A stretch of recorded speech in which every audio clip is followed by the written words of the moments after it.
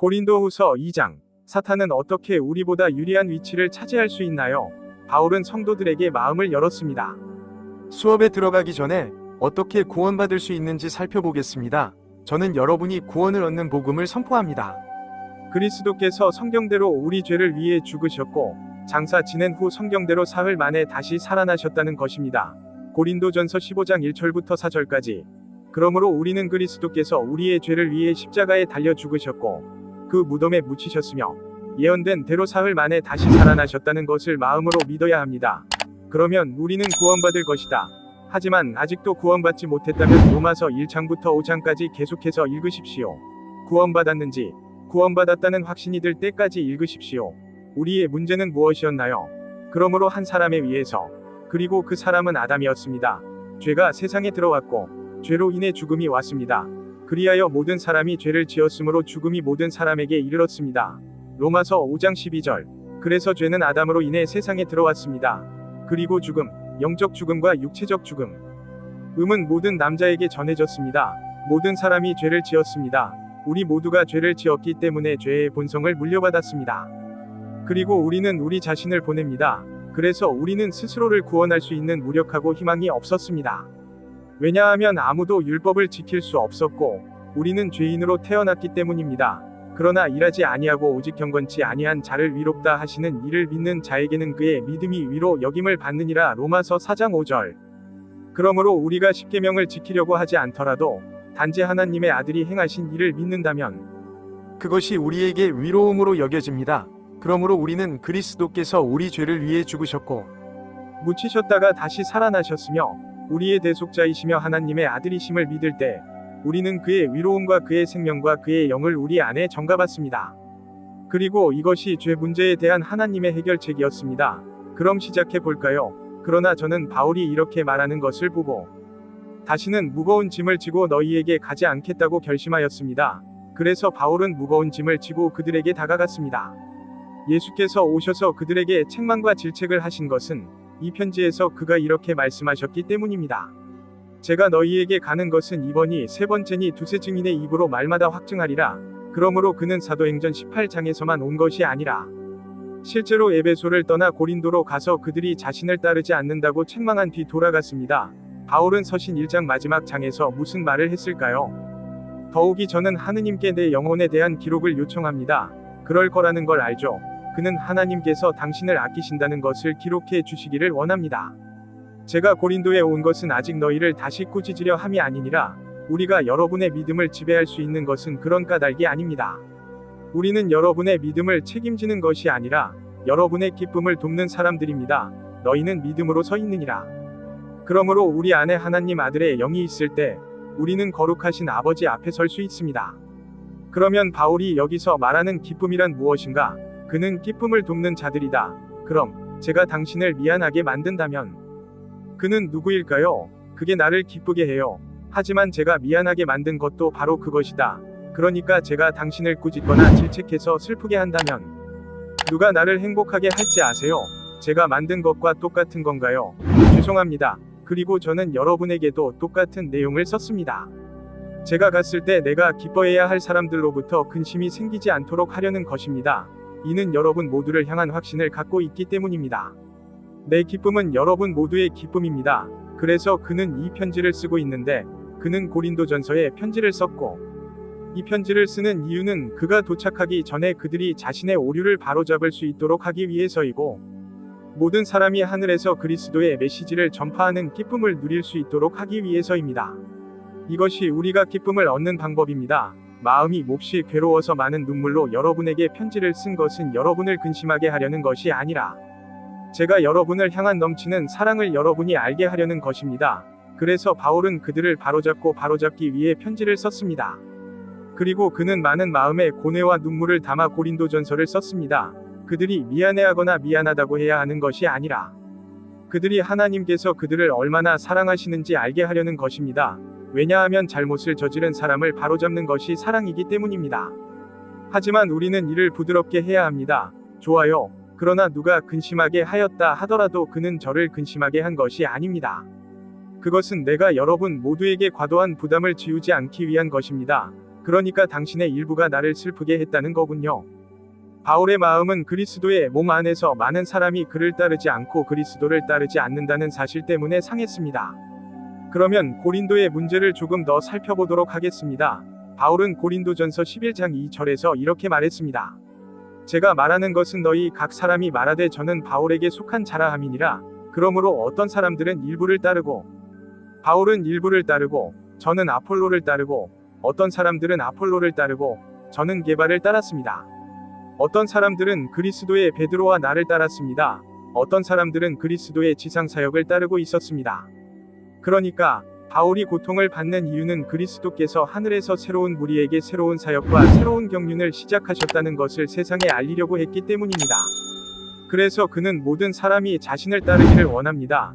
아폴로를 따르는 것은 괜찮습니다. 만약 당신이 아폴로를 따르고 있다면, 그가 바울을 따르고 있다는 것을 알고 있다면 말입니다. 좋아요. 그러면 그리스도께서는 무엇이라고 말씀하셨는가? 바울은 그리스도께서 말씀하신 내용을 이야기했습니다. 이제 저는 예수 그리스도께서 하나님의 진리를 위하여 할례받은 자들의 사역자가 되셨으며 조상들에게 하신 약속을 확증하셨다고 말합니다. 그래서 예수 그리스도께서는 지상 사역을 하시면서 유대인들에게 오셔서 아브라함, 이삭, 야곱에게 하신 약속을 확증하시고 이방인들이 하나님의 자비에 영광을 돌리게 하셨습니다. 그러므로 이들은 예언 속의 이방인들입니다. 유대인들이 구원을 받았다면 그들은 가서 예언 속의 이방인들에게 제사장이 될 수 있었을 것이고 그리하여 모든 사람이 하나님의 자비에 대해 영광을 돌릴 수 있었을 것입니다. 그래서 고린도 교회에서는 교파주의와 같은 분열이 일어나고 있습니다. 그러니 오순절에 무슨 일이 일어났는지 아는 것은 매우 중요합니다. 베드로가 일어나서 말하였다. 그러나 이것은 예언자 요엘이 말씀한 것이니라. 사도행전 2장 16절. 그래서 그는 성령의 강림이 요엘에 의해 예언되었다고 말했습니다. 그러니까 그것은 미스터리가 아니었어요. 마지막 날에 대한 이야기였거든요. 글쎄요. 이는 선지자 다니엘에게 주어진 490년의 마지막 날들이었어요. 그러나 베드로는 사도행전 2장 17절에서 요엘을 인용하며 하나님께서 말씀하시기를 마지막 날에 제가 내 영을 모든 육체에게 부어주리니 너희의 아들딸이 예언할 것이요. 그리고 너희 젊은이들은 환상을 보고 너희 노인들은 꿈을 꿀 것이다. 그러므로 이러한 일들이 예언에 따라 일어날 것입니다. 그 일들은 지금 신비하게 일어나고 있는 게 아닙니다. 이제 하나님께서는 그분의 말씀을 통해 우리에게 말씀하시고 계시는 더 이상 없습니다. 그리고 히브리서에서 우리는 베드로와 요엘이 말한 마지막 날이 계속될 것임을 알게 됩니다. 히브리서 1장 2절에서 다니엘의 시간의 마지막 날에 하나님께서는 그의 아들을 통하여 우리에게 말씀하셨는데 하나님께서는 이 아들을 모든 것의 상속자로 정하시고 또한 이 아들을 통하여 세상을 창조하셨습니다. 그러므로 세상은 경륜입니다. 그는 면제를 베풀었다. 그리고 우리는 그것을 타임라인에서 살펴볼 것입니다. 그러므로 베드로의 무리는 작은 무리였고 율법 아래 있었으며 그는 사도행전 2장에서 말하고 있었습니다. 하지만 사도행전 9장에서 예언된 일이 일어났습니다. 그리스도께서는 바울이라는 이름으로 타르수스 사람 사울에게 나타나셔서 그를 통해 새로운 사역을 시작하셨습니다. 그리고 바울은 작은 무리를 박해했습니다. 그러므로 바울은 이제 세상이 시작된 이래로 비밀로 간직되어 온 신비의 계시에 따라 예수 그리스도를 전파하고 있습니다. 예언된 적이 없으나 이제 나타났느니라. 그러므로 이것은 신비였으며 그리스도와 한 사도, 그리스도의 한 몸으로부터 바울에게 주어졌습니다. 그렇다면 그리스도의 몸이 언제 시작되었는지 아는 것이 왜 그렇게 중요할까요? 만약 그리스도의 몸이 사도행전 2장에서 시작되지 않고 사도행전 9장에서 시작되었다고 가정해 보세요. 이것을 제대로 이해하지 못하면 성경에 대한 여러분의 생각에서 많은 것을 잘못 이해하게 될 것입니다. 지난 2000년 동안 사탄의 전략은 베드로와 바울을 섞는 것이었습니다. 그래서 바울은 마음이 괴로웠습니다. 고린도의 신자들 중 일부는 그를 따르지 않았던 히브리인 설교자들을 따라 그리스도를 따랐습니다. 그들은 그의 사도직을 인식하지 못했을 뿐만 아니라 부인했으며 신비로웠던 새로운 경륜에 대해서도 무관심했습니다.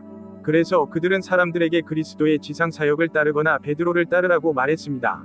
그러니까 아시다시피 오늘날과 마찬가지로 많은 그리스도의 몸된 교회 구성원들이 잘못된 목사, 즉 지상사역을 하시는 예수 그리스도를 따르거나 잘못된 사도, 즉 베드로를 따릅니다. 그래서 문제는 오늘날과 똑같았습니다. 그런 사람에게는 많은 사람이 가한 형벌이 족하느니라. 그래서 그는 음행으로 심각한 부도덕을 저지른 사람에 관해 이야기하고 있는 것입니다. 그리고 슬픔을 안겨준 사람에게는 충분할 것이다. 그게 많은 사람이 그에게 회중에서 나가라고 말했을 때 가한 처벌이었나요? 오히려 그가 그를 용서하고 위로해야 한다고 말했잖아요. 그렇지 않으면 그 사람이 너무 많은 슬픔에 잠길 수도 있거든요. 그래서 이제 바울은 그들을 용서할 준비가 되었습니다.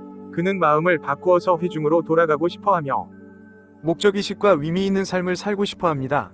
그는 하나님을 섬기고 싶어 하고 교회에 합류하여 하나님께서 말씀하시는 것을 듣고 싶어 합니다. 그래서 지금은 아시다시피 그들 중 일부는 그를 다시 집회로 받아들이고 싶어 하지 않습니다.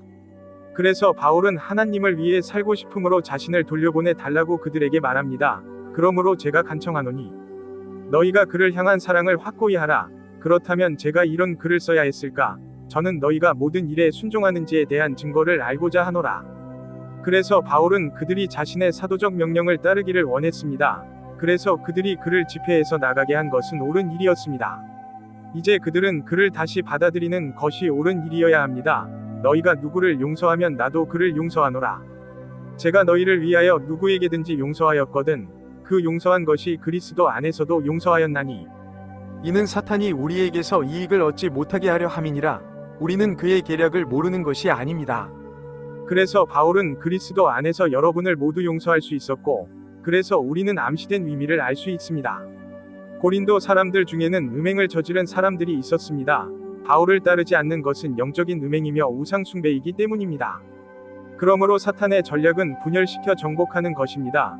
우리가 다른 사람을 용서할 때 사탄이 우리 사이에 끼어들려고 하는 쐐기를 제거할 수 있습니다. 우리 모두는 삶을 엉망으로 만들었습니다. 사도 바울은 이렇게 말합니다. 제가 이방인인 여러분에게 말하는 것은 내가 이방인의 사도인 만큼 내 사도직을 높이 평가하기 때문입니다. 로마서 11장 13절. 그래서 그는 은혜의 경륜 동안 이방인들에게 말씀하고 있는데 이는 신비였습니다.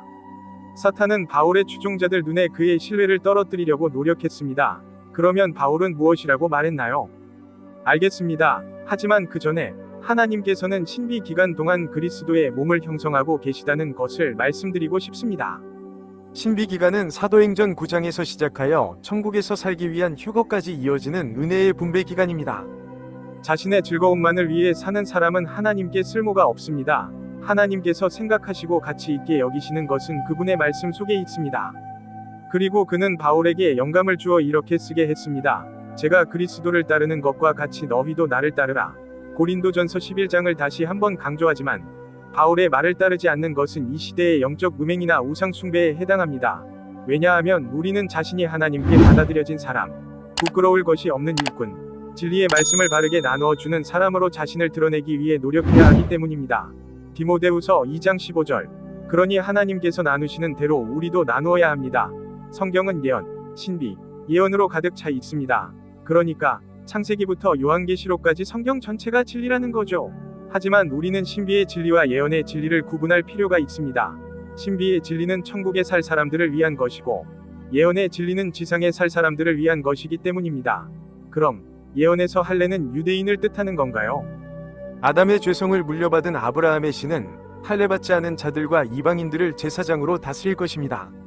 그리고 우리는 이때에 예수 그리스도께서 오셨다는 것을 알게 되었습니다. 그리고 3년 반 동안 사역하신 후 그는 십자가에 달려 죽으시고 묻히셨으며 다시 살아나셨습니다. 그런 다음 그는 40일 동안 추종자들에게 말씀하신 후 하늘로 올라가셨습니다. 그리고 그는 성령을 보내어 작은 무리에게 왕국에 대한 새로운 제안을 하셨습니다. 하지만 그 대답은 우리는 이 사람이 우리를 다스리는 것을 원하지 않는다는 것이었습니다. 그리고 스데반이 돌에 맞았고 그때 하나님이 서 계셨습니다. 스데반은 하나님이 서 계신 것을 보았습니다. 주님은 백성을 변호하시려고 일어서시고 백성을 심판하시려고 일어서십니다.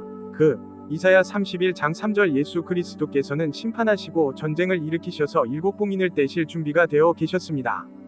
그러나 그 대신 그는 예언을 중단시키고 사도행전 9장에서 시작된 신비를 삽입했습니다. 즉 그리스도께서 다메섹으로 가는 길에 타르수스 사람 사울, 바울이라고도 함에게 나타나셔서 은혜의 분배를 시작하셨고 그 안에서 그는 그리스도의 몸을 구원하여 천국에서 살게 하셨습니다. 그리고 우리 모임은 예수 그리스도께서 다시 나타나 우리를 휴거하시는 장면으로 마무리될 것입니다.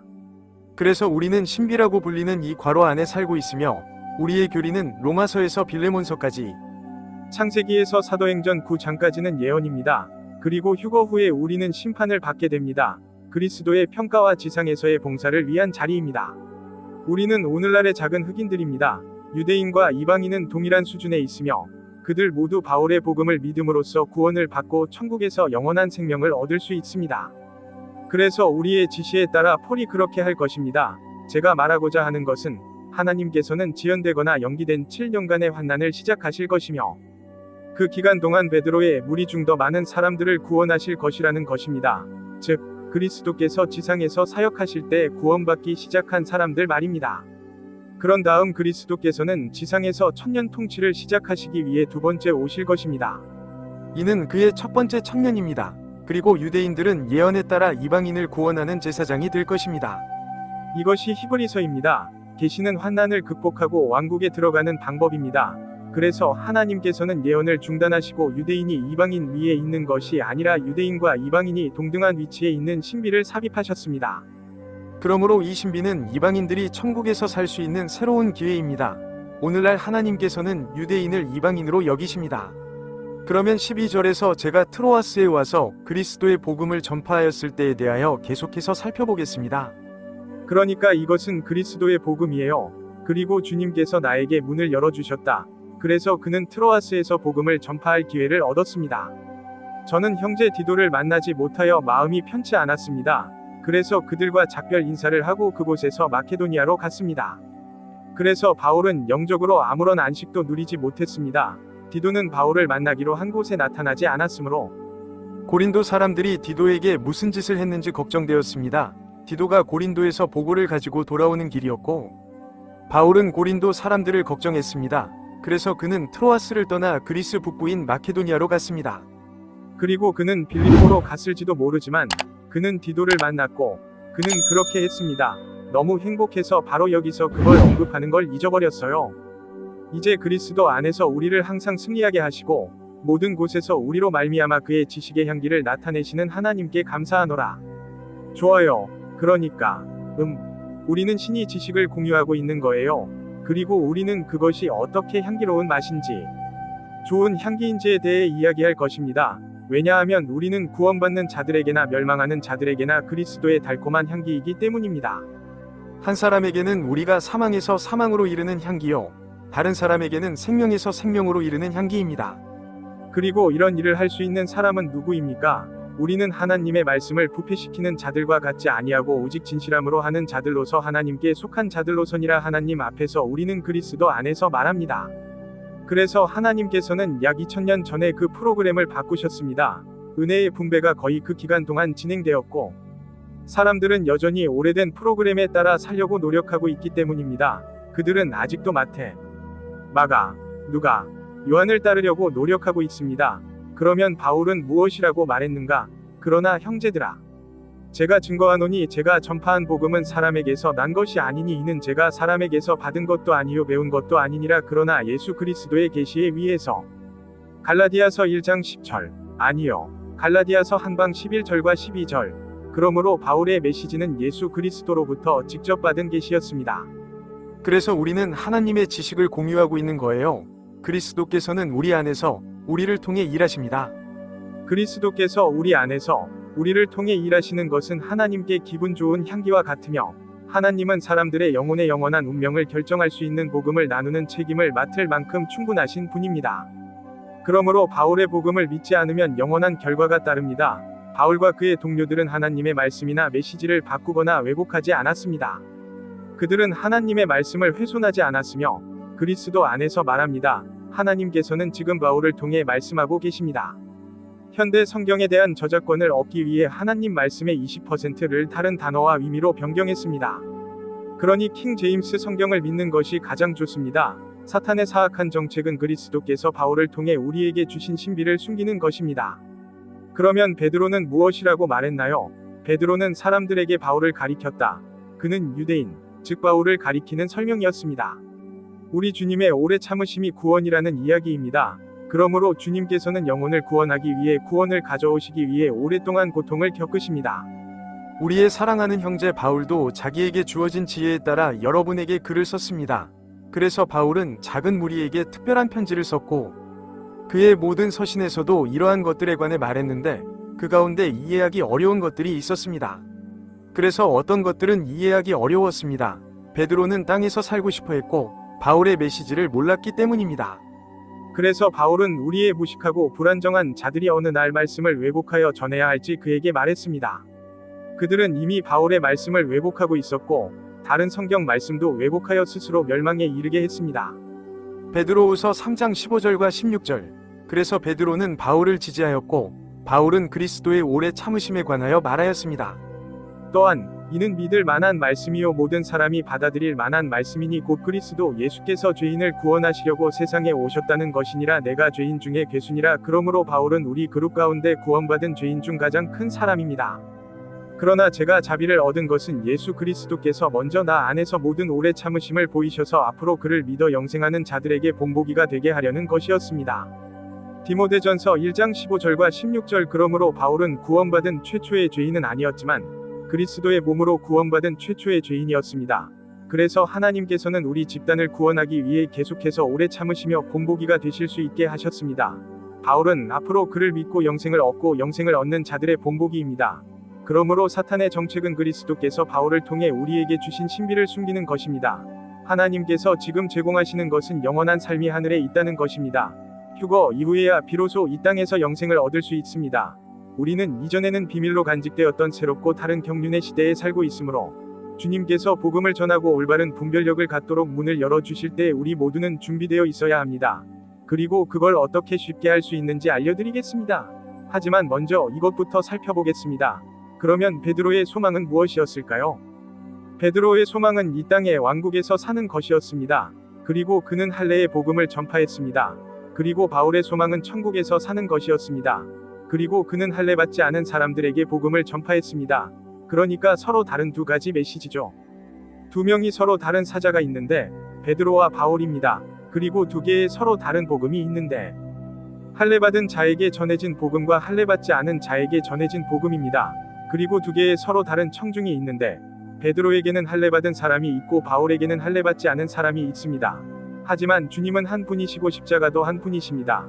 그러니까 휴거 전에는 바울을 따르는 것이 옳고 휴거 후에는 베드로를 따르는 것이 옳습니다.